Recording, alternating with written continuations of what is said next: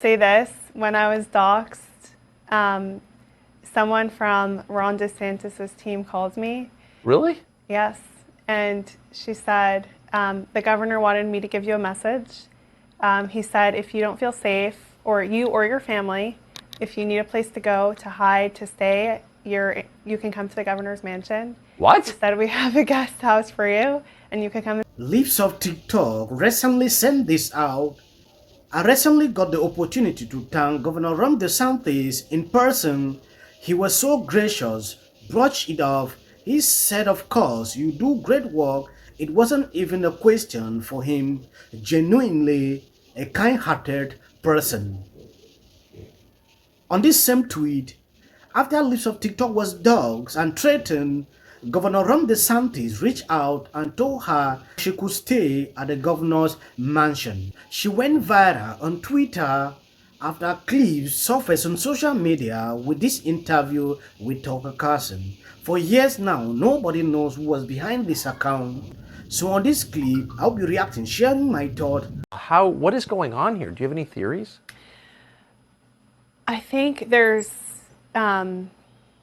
something so unique about the LGBTQ community. Has become this cult, and it's so captivating, and it pulls people in so strongly, unlike anything we've ever seen.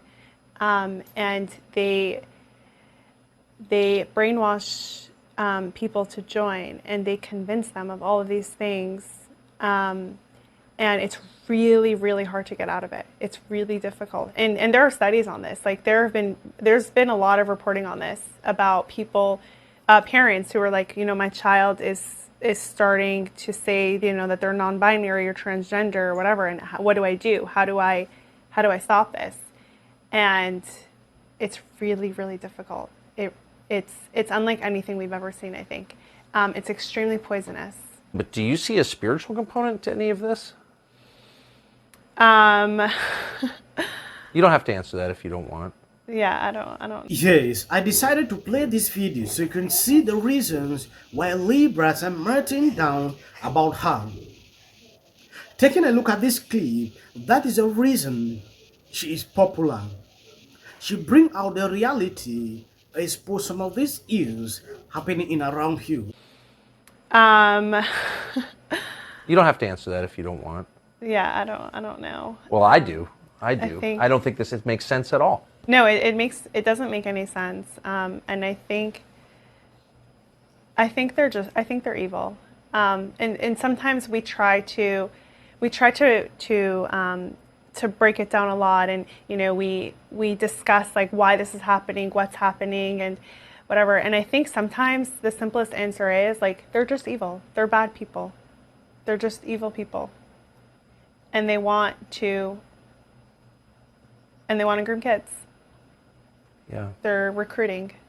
Last month, when Elon Musk took over Twitter, a lot was revealed how Twitter decided to silence her on different occasions but did not succeed. Her account was suspended more than 6 times for reasons we don't know. According to the Twitter files, the account was not violating any policies. She reposts videos on TikTok. When they looked through all the accounts, they were not seeing reasons. Libras termed her homophobic simply by reposting their own clips. So you see exactly what is going on. She has been a target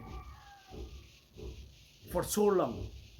When she was doxxed, Governor Ron DeSantis reached out to her, that she should stay in the governor's mansion, as I read at the beginning of the clip. Is there anyone who reached out to you, who supported you, who took your side? Yes. First of all, you.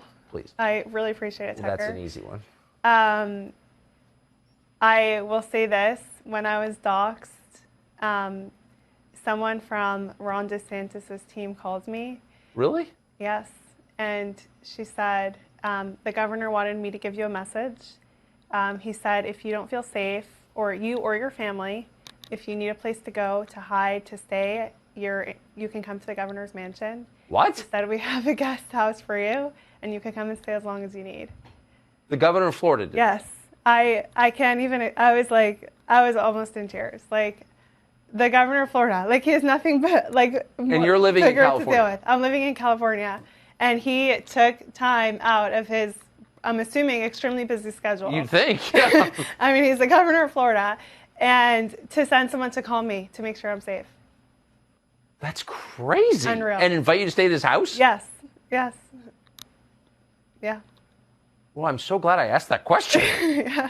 Yeah. It was incredible. I don't even have the words for it. Like, so grateful.